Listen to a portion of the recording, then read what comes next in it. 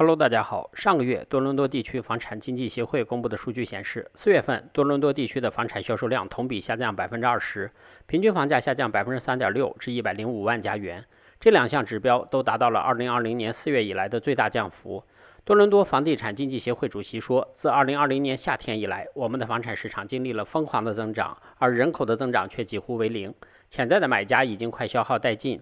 温哥华也出现了类似的情况，4月份销售量比3月份下降了14%。在此之前的几个月，加拿大各地的房产市场一直处于空前的狂热状态，激增的需求促使央行等机构发出泡沫风险的警告，还有很多著名的经济学家一直在呼吁政策制定者尽早介入，以减缓房产泡沫。多伦多地区房产经纪协会今天公布了最新数据，多伦多地区5月份房屋成交量环比下降8.9%，但是房屋平均售价仍较4月份上涨了1.1%至106万1987加元。当然，这只是房地产经纪协会的说法，具体的市场变化情况还要看新上市房源销售比率有什么变化。我觉得激烈竞争可能主要集中在受压力测试新政影响的买家身上。5月份多伦多的房市放缓，有些人认为可能是4月份和5月份大部分时间里多伦多采取了严格的疫情封锁措施。但是即使在疫情不太严重、封锁措施不太严格的温哥华，上个月房屋销售也同样出现了放缓。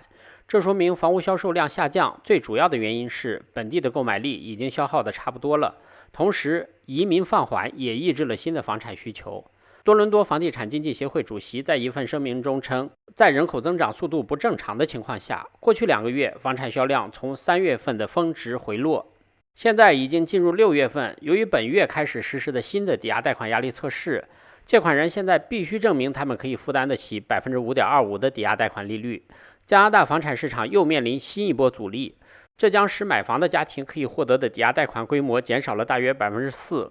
截至4月份的3个月内，加拿大6大银行的平均抵押贷款余额达到创纪录的1.18万亿加元，同比增长9%。分析师们现在越来越担心新的抵押贷款压力测试规则将会制约抵押贷款增长。加拿大人将大量的资源分配给住房，以至于他们在其他地方的消费能力已经受到削弱。疫情爆发后，加拿大房价飙升的速度远远超过美国等其他主要经济体。自2000年以来，美国的房价上涨了55%，而同期加拿大的房价上涨了168%。抵押贷款支付占买家收入的比例严重失调，这个比例在温哥华为64%，在维多利亚为58%，在多伦多为56%，在哈密尔顿为34%。加拿大国家银行说，尽管加拿大人在疫情期间积累了大量的储蓄，但现在企业普遍对加拿大人未来的消费能力持谨慎态度。几天前，我建议买房的朋友一定要密切关注市场动向，60万以上的房子捡漏的概率不小。